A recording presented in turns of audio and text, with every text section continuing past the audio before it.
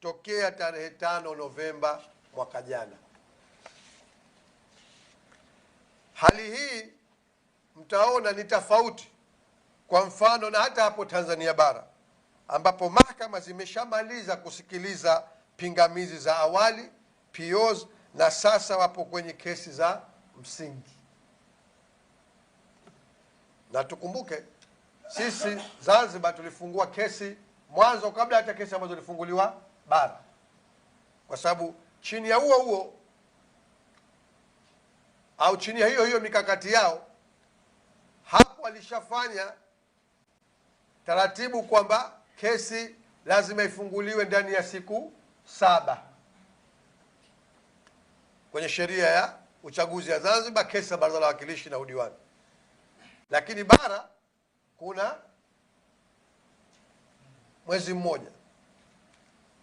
Wao waliochelewa kufungua bara, kesi zishamaliza POs, na sasa hivi wako katika hatua ya usikilizaji kesi za msingi.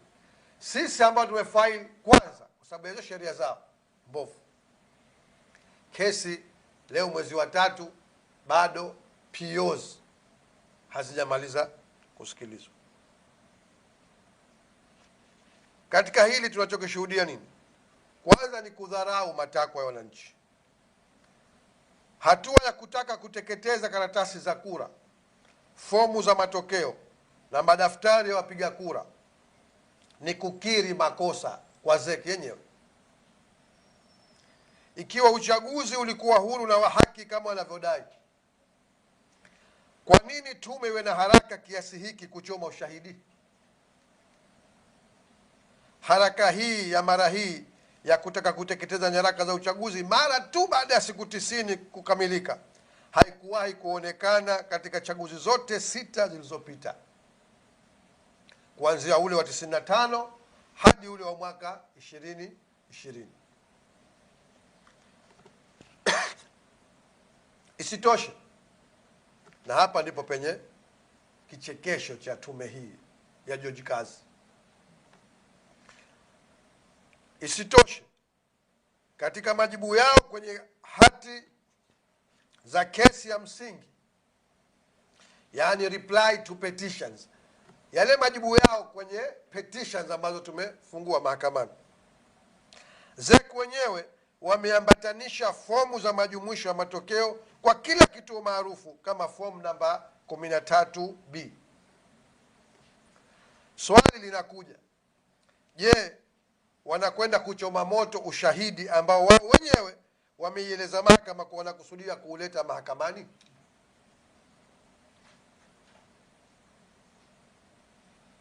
Ndio mambo ya ubabaishaji na kutokujitambua yanavyokuwa. Wao katika reply to petitions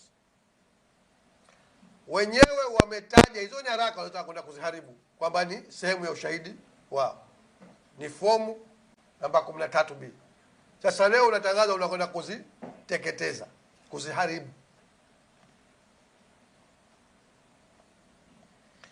Huwezi kuchoma eneo la tukio la uhalifu katika sheria. Huwezi kuchoma eneo la tukio la uhalifu, yani crime scene, isipokuwa kama unajaribu kuficha jinai hiyo. Hichi ni kitendo cha kukata tamaa kwa taasisi inayoogopa ukweli na inayodharau akili za Wazanzibari. Tangazo la jana la mwenyekiti wa ZEC ambaye anaambiwa ni jaji wa mahakama kuu ni la aibu, fedheha na kashfa, na kwa hakika napaswa kujionea aibu mwenyewe. Ni kielelezo chengine cha ZEC kujivua nguo na kisha kujianika hadharani mbele ya Wazanzibari na ulimwengu jinsi walivyoshindwa kuheshimu maadili ya kazi yao ambayo yanataka wasimamie haki na kuonyesha uadilifu. Tume nzima ya uchaguzi kuanzia mwenyekiti na makamu mwenyekiti wake ambao ni majaji wa mahakama kuu, makamishna wote wa ZEC pamoja na watendaji wa tume wanapaswa wajitathmini. Kitendo cha kutaka kuteketeza ushahidi huu huku kukiwa na kesi za kupinga matokeo ya uchaguzi mahakamani ni kuwadharau Wazanzibari walio wengi. Tukumbuke kwamba kesi za kupinga matokeo ya uchaguzi kwa ujumbe wa Baraza la Wawakilishi zilizoko mahakamani ni za majimbo 25 kati ya majimbo yote 50 ya uchaguzi Unguja na Pemba. Hiyo ni 50% ya majimbo yote. Kwa maneno mengine, angalau nusu ya Wazanzibari wanahoji utendaji wa tume na uadilifu wake jinsi ilivyoendesha uchaguzi mkuu wa 2025. Ni vyema pia ileweke kwamba kesi hizi hazihusu haki za ACT Wazalendo. Wajua nchi hii imevurugwa na kuharibiwa sana. Kila jambo linavikwa nguo ya kisiasa, na kisiasa kwa maana ya vyama. Unapokuwa na kesi, election petition, si ya chama, hata kama aliyefungua ni mgombea wa chama, wapiga kura wa chama kwa mfano.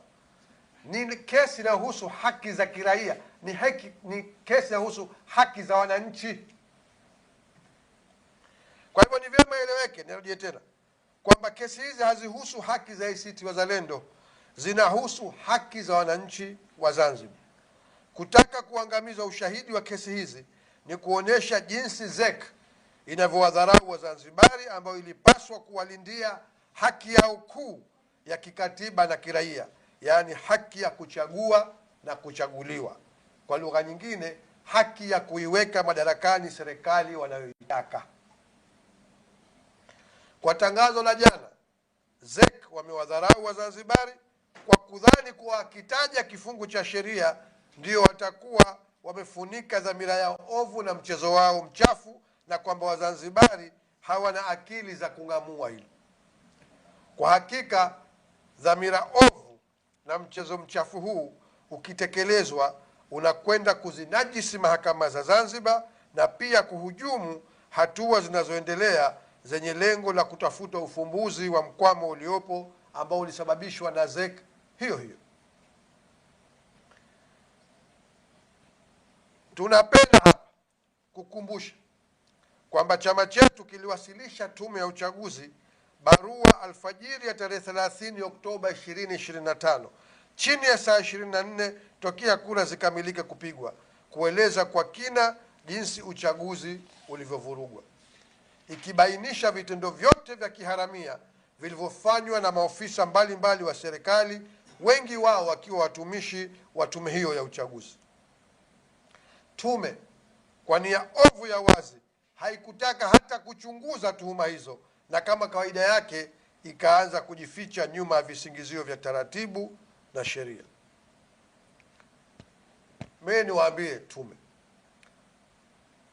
hasa inapojinasibu kwamba inaongozwa na majaji wawili, mwenyekiti George Kazi na makamu wake Jaji Azizi, walipaswa angalau kama walitaka kujificha wa play smart, sio to resort to these childish games. Aibu, fedheha, kashfa kwao. Na pia nikumbushe jambo moja hapa, waandishi, mtakumbuka sisi hatusemi tu. Mnakumbuka tarehe 27 mwezi wa 10 2025 mwenyekiti wetu ambaye alikuwa ndiye mgombea urais alifanya mkutano na waandishi wa habari Golden Tulip pale, akafichua siku moja kabla hicho kinachoitwa kura ya mapema, ambao kwa hakika ni wizi wa mapema kama ulivyodhihirika. Siku moja kabla alifanya press conference kuanika mambo ambayo yamekusudiwa kufanywa kuhujumu uchaguzi. George Kazi huyu mnakumbuka, alitoka na safura tele kumjibu mwenyekiti wetu, kusema kwamba anatoa mambo ambayo hayana ushahidi na kuleta taharuki na kwamba kachanganyikiwa.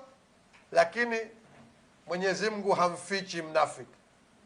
Yale yote aliyosema mwenyekiti wetu tarehe 27 ndio yaliyokwenda kutokezea tarehe 28 na 29. Leo wanataka kuyafunika tena kwa kwenda kutaka kuharibu uchaguzi. Jambo hili halikubaliki hata siku moja. Nimalize kwa madai yetu.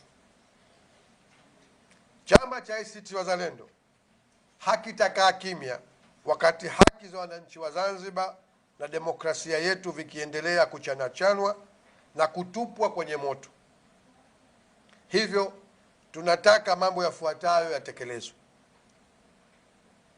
La kwanza, kusimamishwa mara moja uteketezaji huu. ZEC lazima isitishe mara moja mpango wowote wa kutupa, kuharibu au kuteketeza nyaraka na vifaa vya uchaguzi mpaka mashauri yote yaliyopo mahakamani yamalizike. Kama tulivyosema, kuharibu ushahidi ni kosa la jinai. Pili, hatua za haraka za mahakama. Msajili wa Mahakama Kuu anapaswa ashughulikie maombi yetu ya ukaguzi wa nyaraka, yani application for discovery and inspection, kwa haraka sana. Siku moja ya ukimya wa mahakama ni ushirikiano katika kuharibu ushahidi. Tatu, ulinzi wa nyaraka na vifaa. Tunatoa wito kwa mamlaka zote zinazohusika kuhakikisha kuwa nyaraka zote za uchaguzi mkuu wa 2025 zinatunzwa chini ya ulinzi madhubuti ili kuzuia, tusije tukasikia hapa kwamba hazikuharibiwa lakini kumetokezea moto wa ajali au upotevu. Mamlaka zinazohusika zinapaswa kulinda na kuhakikisha zinasimamia kulinda nyaraka hizi mpaka pale haki za wananchi zinazolindwa kikatiba zitakapopatikana katika mahakama. Nimalize kwa kusema ukweli hauchomeki kwa moto. Asanteni sana.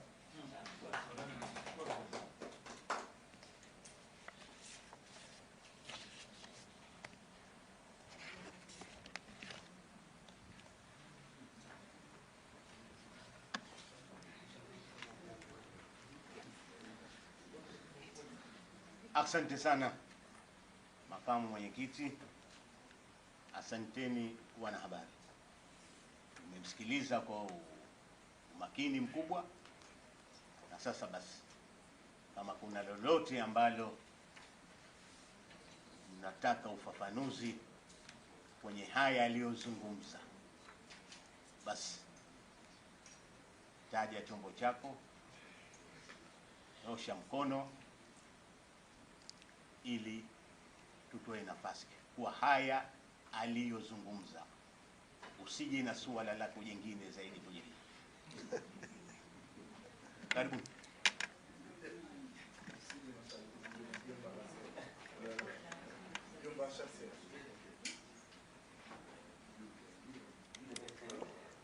Tuko wengi, kuna mkono huko au tumetosheka? Tumetosheka? Sheikh Isa bin Yusuf Senior. Alaykum salam. Kama ni fahamu vizuri tamko la mwenyekiti kwamba wadau washirikiane na wadau wenyewe, nadhani ni vyombo sasa. Je, kuna consultation yoyote katika process za au kuna tatizo za consultation process za kwenda kuangamiza vifaa? Asante. Na mwingine, umeona mama kule mkono mwisho? Bitu Suleiman. Naam. Naomba nianzie hapa kumalizia mwenyekiti. Kusema kwamba ukweli hauchomeki kwa moto. Je, na hofu gani ya ZEC kuchoma hii nyaraka? Asante. Jesse. Naam, naitwa Jesse, natoka Mwananchi Communications. Makamu mwenyekiti nitakuwa kwa kumshoni. Pendekezo au kama maagizo matatu haya. Endapo hayatatekelezwa, kitu gani kingine mnakusudia kufanya? Asante. Tunataka tumalize kabisa. Yuko mwingine? Ya Jabir.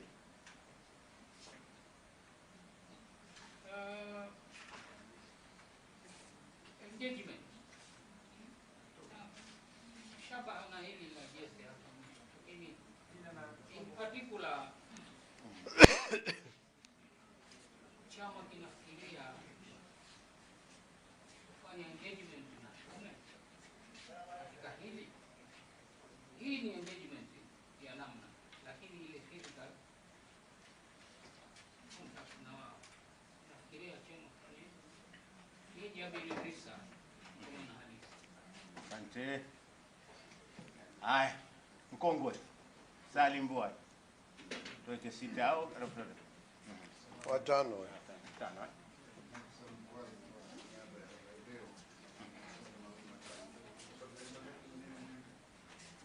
Tumsikilizeni.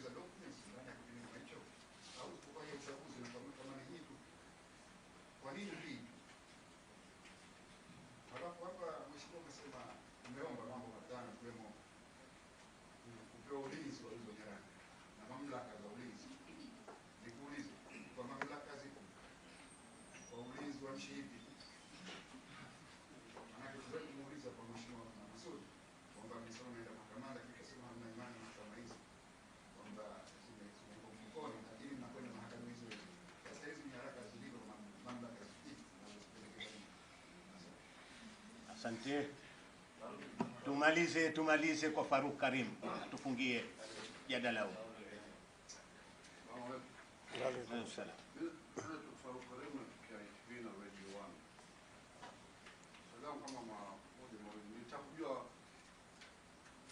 ACT Wazalendo, sheria hii au kanuni iliyotumika mnaijua au hamuijui katika harakati zenu za kisiasa?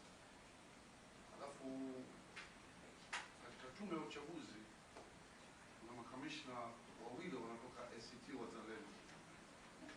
Any connection hapo kwamba wakati hili linafanyika wao walikuwa wanajua hawajui, kwa sababu kulikuwa na mawasiliano? Na la mwisho, nini kinachofuata sasa kwenye zile kesi zilizofunguliwa za kupinga matokeo ya uchaguzi ya uwakilishi? Sababu inaonekana wazi wazi kwamba hata ikifuatilia jana ile kesi kama ilifanyika, lakini upande mmoja haujaja, kuna document ambazo zimezidai kwamba mpatiwe. Je, kwa maamuzi haya hiyo kesi itakuwepo sasa, itaendelea wakati kwamba huku zishafutwa document na kila kitu kishaondoka? Asante sana. Asanteni sana. Sorry. Na je, kama alivyozungumza kidogo kesi, ikiwa hali ndio hivyo, mmetoa ultimatum, je, mnatarajia kwenda mahakamani kupinga uamuzi huu wa tume? Asante. Tunakushukuruni sana sana. Sasa tusubiri tupate majibu ya kina na baadaye tuweze kukushukuruni mkaweza kwenda kufanya kazi. Karibu makamu mwenyekiti.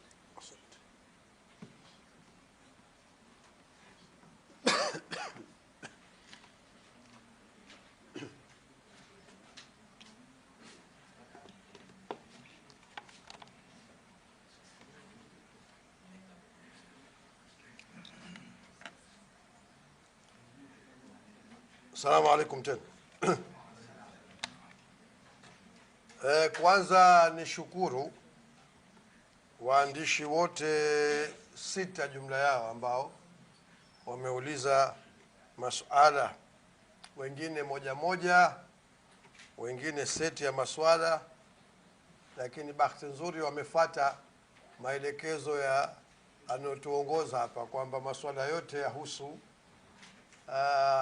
mada ambayo ndio tumeizungumza hapa. Tunawashukuru. Nianze na nisema kwanza maswala yote ni mazuri sana, na nianze na swala la ndugu yangu Isa Yusuf. Isa anasema kwamba katika taarifa ya mwenyekiti George Kazi alisema kwamba masuala haya yanafanyika kwa mashauriano na walioitwa wadau. Kwa hivyo akauliza kwamba je, katika hili hakukufanyika mashauriano? Jawabu fupi na fasaha, hakuna mashauriano yoyote. Hakuna mashauriano yoyote. Na sisi hatustaajabu kwa Jaji George Kazi na tume yake kutengeneza maneno kama alivyofanya jana, kutaka kujihalalisha. Huo ndio umekuwa ndio utaratibu wao. Na mimi nimefurahi umelileta swala hili Isa. Sisi moja katika mambo ambayo tumekuwa tunayazungumza wenyewe na mara kadhaa tumeya raise katika majukwaa, katika vikao mbalimbali, kwamba tume hii imetushangaza. Chaguzi Zanzibar, kama nilivyosema, kuna historia ya chaguzi nyingi, 4 kabla mapinduzi, kabla huu wa mwisho 6. Kwa hivyo jumla 10 kabla uchaguzi wa 20 na 25.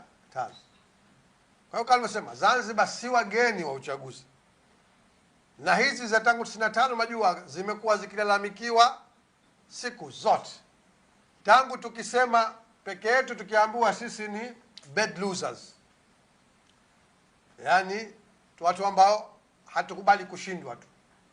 Lakini sasa wanatoka vigogo wa CCM wanathibitisha maneno yetu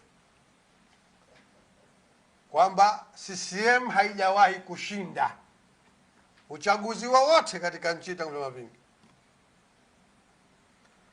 Balozi Ali Karume, mtu mzito kwenye nchi hii, kishakuwa mjumbe wa halmashauri kuu ya taifa ya CCM, kishakuwa waziri katika serikali ya mapinduzi ya Zanzibar, kishakuwa balozi, na mwenyewe anapenda kusema kishawahi kuwa dean wa mabalozi, katoka hadharani kulisema hili.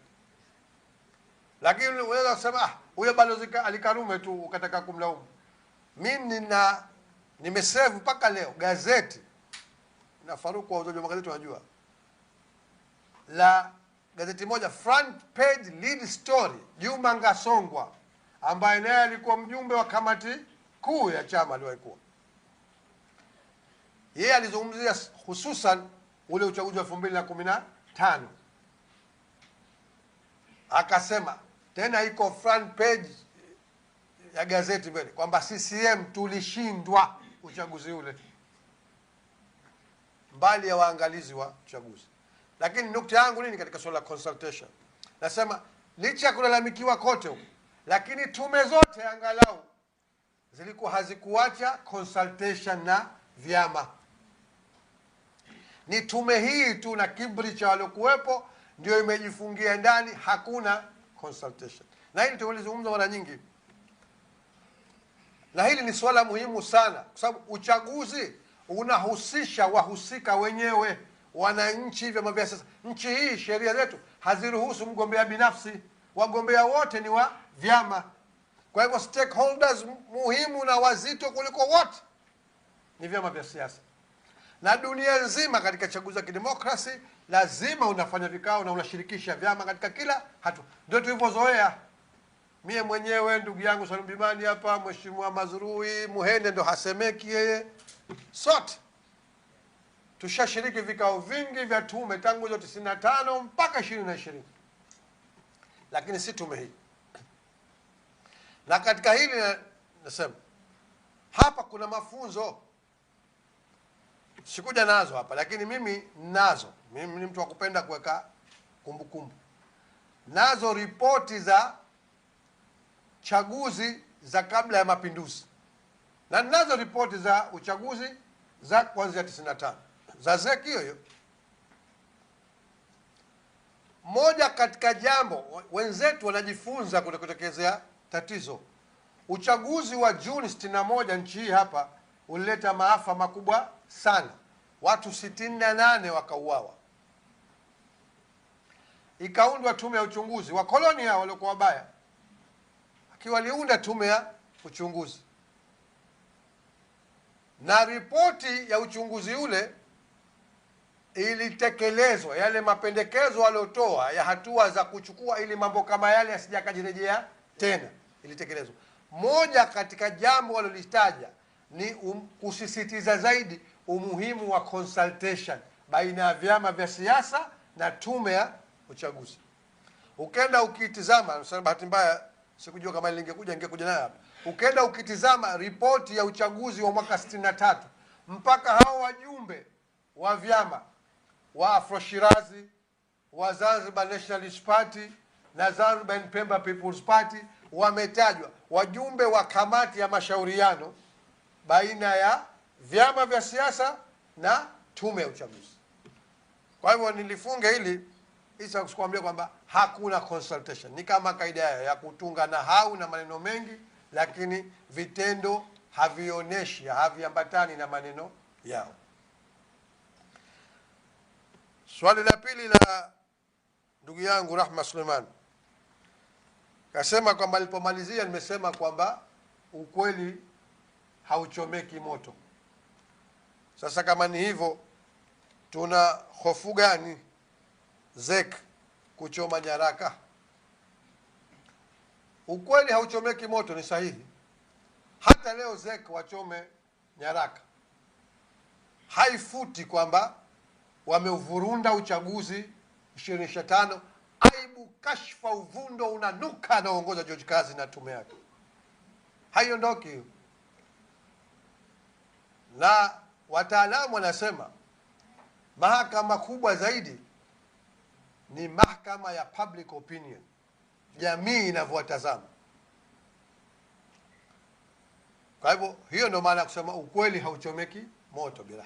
Lakini moja kusema haya, kuna taasisi na kuna mienendo ya mambo yakiwemo ya kesi mahakamani yana taratibu zake, na ndio nimesema hapa kwamba wewe ni mmoja katika wadaiwa, umekuwa petition, umejibu hiyo petition, umetumia nyaraka hizo hizo kwamba ndio ushahidi wako unataka kuleta mahakamani kuthibitisha hayo yako dhidi yetu sisi.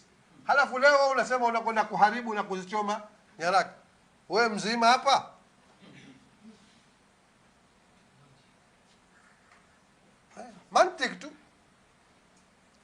Mantiki tu inakataa. Wewe mwenyewe katika majibu yako mahakamani umesema unatumia fomu 13B, ni moja katika vielelezo vyako za matokeo katika baadhi ya vituo maarufu umechagua. Leo unasema unaenda kuteketeza nyaraka. Sasa maneno wenyewe wazungu, which is which? Kwa hivyo drama kusema hivyo haijapangwa lote. Tunaposema ukweli hauchomeki moto ni kwamba hata wakifanya hivyo watakavyofanya. Nimesema wakifanya hivyo ni kosa la jinai. Lakini hata wakifanya hivyo, manchi tunaijua na nitakuja katika baadhi ya masuala mengine. Lakini bado haitafuta ukweli. Bado mahakama ya umma itawahukumu. Lakini nasema hilo mbali, kuna kesi mahakamani, kama kweli kutakiwa angalau kubakia hiyo chembe ya heshima wanataka waaminike duniani, sio ZEC au mahakama, nchi kwa jumla, basi watapimwa katika hili. Na mimi katika hili namshukuru sana Mwenyezi Mungu, kamuongoza bila mwenye kujua, kujitoka hadharani jana akasema haya, na nyie mnajua jamii tangu jana inazungumza nini Zanzibar. katika swala hili. Kila pahala mnaona mjadala, kajikashifisha mwenyewe tu. Jesse kauliza kwamba endapo hayatatekelezwa tutachukua hatua gani haya mambo matatu ambayo tumeyasema. Hapa kuna swala mimi nataka nilizungumze kwamba unajua wataalamu wanasema kila kesi ina siasa zake. Hata kesi ya kuiba kuku ina siasa zake, sababu siasa ni maisha na siasa ni jamii. Huwezi kutenganisha masuala ya kesi na jamii. Kwa hivyo sisi tumekuja hapa kuzungumza na umma kupitia nyinyi, sababu na wao wametoka hadharani pamoja kwa kuna kesi. Lakini ukiniambia hatua gani nyingine tutachukua, haya masuala bado yapo mahakamani.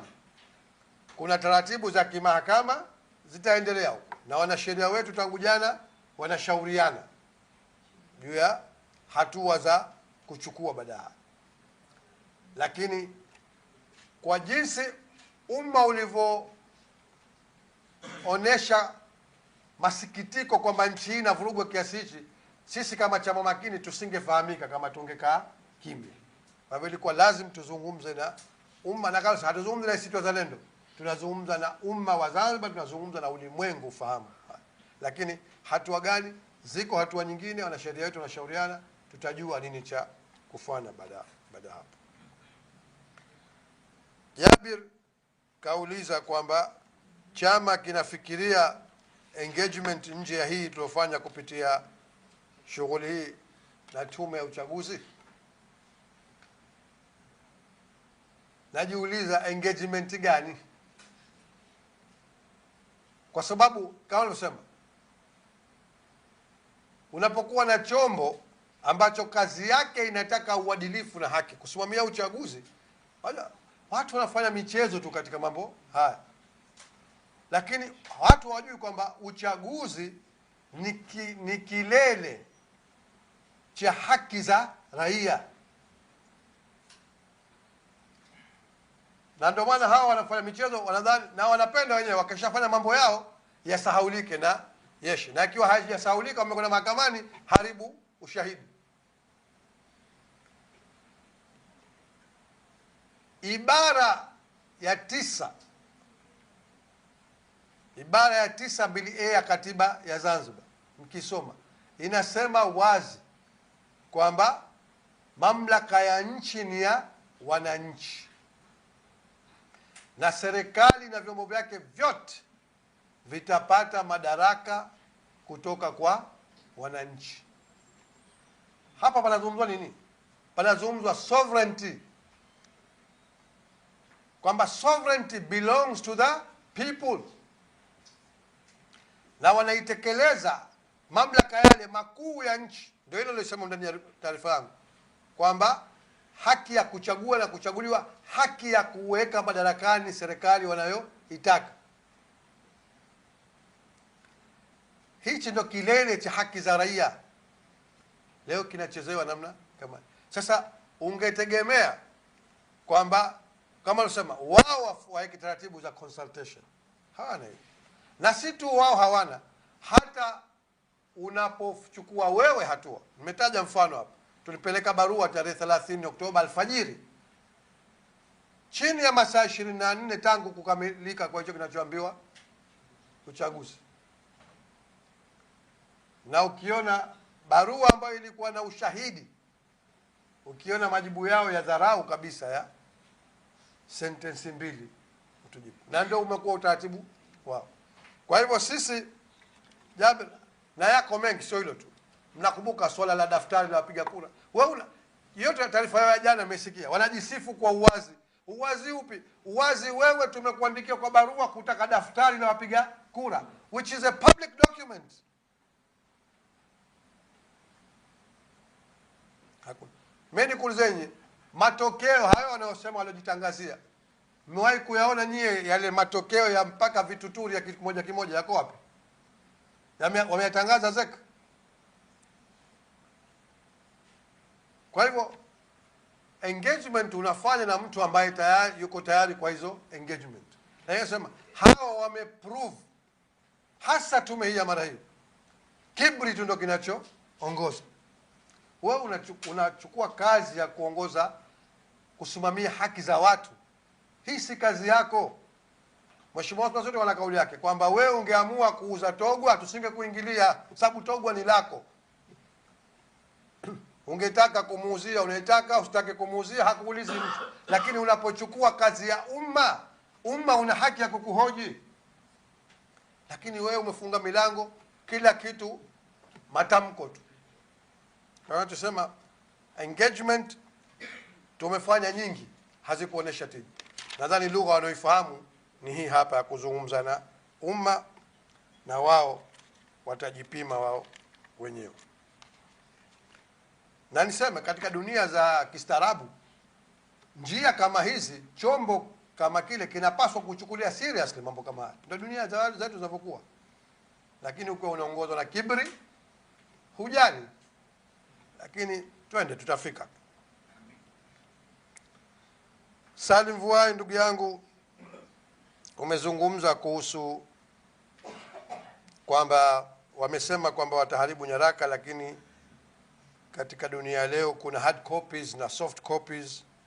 Kwa hivyo labda anachokusudia wao ni hard copies tu. Sema hiyo itakuwa ni speculation, na sisi hatuwezi kuingia katika dhana. Katika dunia leo ukisema nyaraka kwa maana ya documents, ukiniuliza mimi nitakwambia ina involve zote. Lakini pili, swala lolote litakalokuwa, hata dunia leo, hata unapokuwa ume digitize, bado mtu akiitilia shaka kile ambacho umekidigitize, anakwenda kuverify, kuhakikisha kupitia hard document. Kwa hivyo bado hard documents zinahitajika. Lakini narejea tena pale pale hard copies. Lakini narejea pale pale kwamba wewe unajua una kesi mahakamani na wewe ni mdaiwa. Utu na haki na uadilifu unakutaka uzingatie hilo. Kama sema ni kosa la jinai, narejea tena hilo. Ni kosa la jinai kuharibu ushahidi kwa jambo ambalo liko mahakamani. Na nirejee tena, wewe unajificha kwa kivuli cha siku 90. Kwani sheria imelazimisha kwamba baada tu ya siku 90 uharibu au uteketeze? Au imekupa ruhusa ya kuharibu baada ya siku 90? Na kama nilivyouliza huko, kwa nini mara hii tu, haraka hii kunakimbiwa kufichwa nini? Aibu gani, kashfa gani unayo wanayokimbia kuificha? 95 tumefanya uchaguzi, 2000 tumefanya uchaguzi, 2005 tumefanya uchaguzi, 2010 tumefanya uchaguzi, 2015 tumefanya uchaguzi, 2020 tumefanya uchaguzi. Mbona hakuja kuwa na haraka hii kwamba siku 90 zikitimia kama vile umekaa unangoja saa ifike tu unakimbilia kufichia nini? Kwa hiyo nasema yes, kunaweza kuwa kuna soft copies, hard copies, lakini hata soft copy watu wakitilia shaka anakwenda kuihakiki, kuiverify kupitia the original hard copy. Na umeniuliza kwamba je, katika maeneo mengine hakuna kipengele cha kuteketeza? Mimi sikijui katika mambo mengine. Ninachojua kwamba pengine katika mambo yao ya nyaraka za usalama taifa huko, kama kuna nyaraka za kuharibu hao wenyewe. Lakini jambo linalohusu public na penye public interest, nanyi mnajua nchi ina historia hasa kutunza nyaraka. Kioli katika sisi ndio katika watu wenye wakongwe zaidi katika historia ya kutunza nyaraka. Leo unataka kwenda kuzi destroy for what? Tena haraka namna hii. Na la mwisho la Salim Vuai aliuliza kwamba katika hoja 3 tulizozitoa au madai matatu, tumetaka mamlaka zinazohusika zisimamie kuzihifadhi na kuzilinda. Na ukasema kwamba hata mwenyekiti wetu aliwahi kumuuliza hapa kwamba unakwenda mahakamani, mahakama zipi? Mimi nasema tunafanya kazi katika mazingira yaliyokuwepo. Ni juu ya mamlaka nchi zinajulikana, kuna mamlaka nyingi zikiwemo mamlaka zinazohusika na ulinzi na usalama. Na tunajua hata hizo nyaraka za uchaguzi kabla ya uchaguzi zikiletwa zinalindwa na mamlaka na vyombo hivyo hivyo. Kwa hivyo sisi jukumu letu ni kutoa wito kwa mamlaka. Wao watajionyesha kwamba na wao wanazingatia public interest au wanaendelea kudhihirisha kama wanadhihirisha taasisi nyingine katika nchi kwamba hawatojali. Hayo historia itahukumu kama alivyosema. Sisi kazi yetu ni kueleza na tumelieleza hilo. Lakini kesho na kesho kutwa likitokea jingine hawatokuja kujivua kwamba hawakujua au hawakuambiwa. Sisi tuko katika record leo kwamba tumesema na tumewaambia. Na mwisho Faruk Karim kauliza swala lenye vitoto kadhaa. Kwanza kasema kwamba hichi kifungu ambacho tume imekiitaja, je, sisi tunakijua? Na hakika anakusudia kifungu nilichokisoma hapa ambacho pia ndio alichokisema George Kazi, kifungu cha 98 kifungu kidogo cha 3 cha sheria ya uchaguzi namba 4 ya mwaka 2018. Yes, jibu la mkato tunakijua.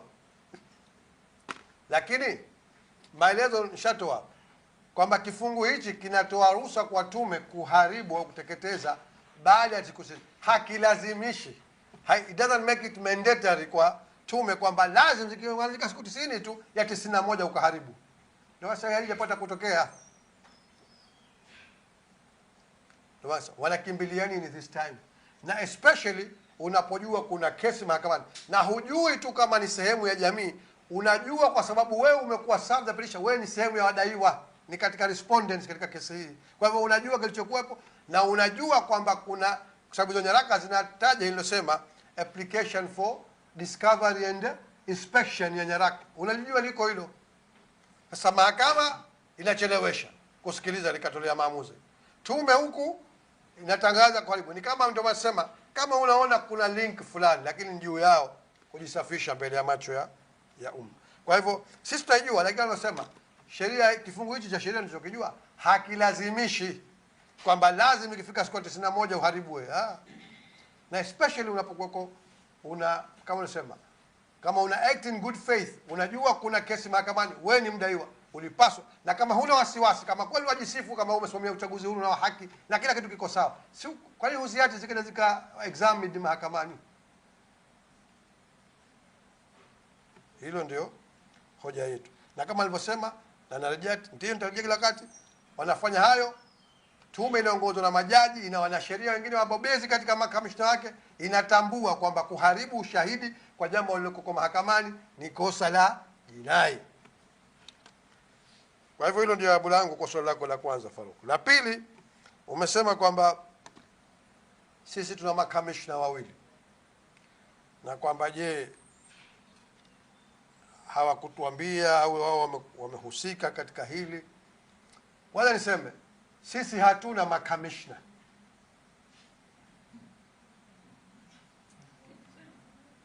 Nirejee hilo. Sisi hatuna makamishna. Shati mambo haya tuyafahamu katika taratibu wake. Namna ya kuwapata makamishna wa ZEC,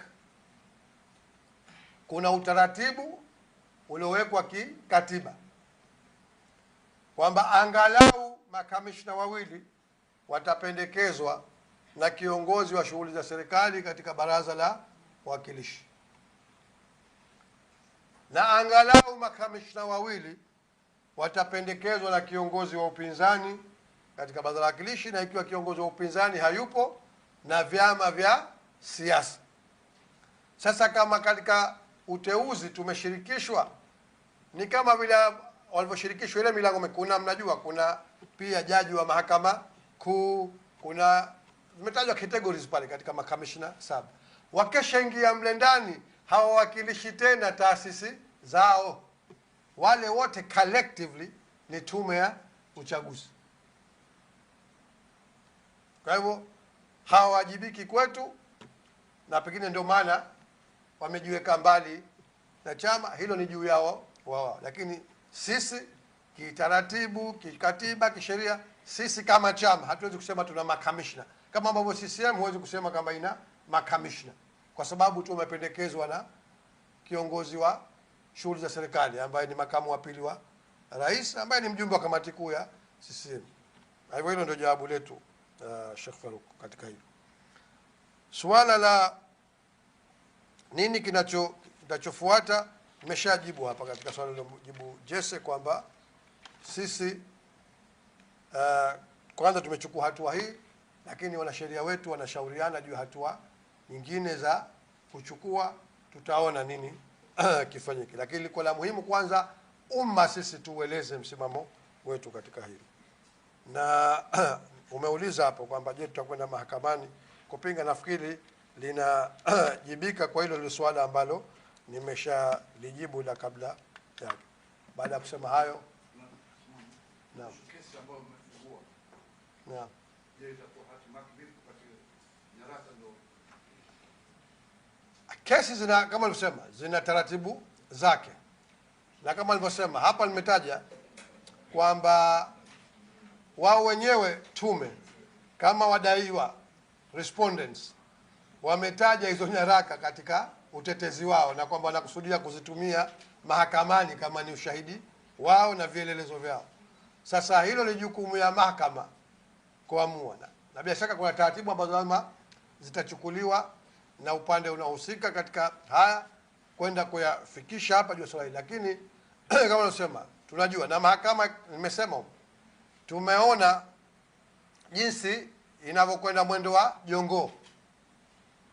So kama nasema, kesi hizi natakiwa kuanzia kufunguliwa mpaka kumalizwa kuhukumiwa kwa disposed, zinapaswa zikamilike ndani ya miezi 12. Miezi mitatu ishakwisha mpaka sasa hivi bado hata POs hazijasikilizwa. Ndio kwanza unaambiwa mwisho wa mwezi wa pili, mwisho wa mwezi wa tatu. Kwa hivyo tunaweza kufuata taratibu za kisheria, lakini huku ikawa tume wakaendelea na uovu wao waliopanga. Ndio maana tukasema hata hapa pamoja na haya wanaweza wasijali kwa kiburi chao, kwa sababu kama nilivyosema ndio historia yao, lakini at least hawawezi kuja kusema kwamba hakuna ambaye ametoa kauli kuhusu hili. Kwa hivyo hatua yetu ya mwanzo sisi tumekuja kwa umma na ulimwengu ujue kudhihirisha tena, lakini ya mahakamani yataendelea na kesi zitaendelea. Atakayeamua kesi ziende vipi, zibakie, ziondoke, ni maamuzi ya mahakama. Nafikiri na baada hapo pia tuna taratibu zetu vile vile za rufaa na mambo mengine. Kwa hivyo huko zitaendelea, lakini kwa hatua yetu sisi hii tunachosema kwanza la muhimu zaidi ni kwamba umma ujue nini position yetu kama watu ambao tuna maslaha makubwa tukiwawakilishwa na nchi wa Zanzibar ambao walio wengi walituchagua sisi katika uchaguzi. Kama nasema, unapofika una kesi 25 zinapingwa, wewe ujiulize kwamba about 50% ya majimbo yote wewe unapingwa. Wewe una halali gani? Alafu leo unataka kwenda kudestroy ushahidi huo. Kwa nasema muhimu public ilikuwa ijue, na leo sisi tumefanya wajibu wetu katika hilo. Tunawashukuru sana, na ni imani yetu kwamba mtayafikisha haya kwa umma na kwa ulimwengu waone jinsi gani chombo kinachoitwa tume ya uchaguzi kinavyofanya kazi Zanzibar. Nawashukuru sana, asante.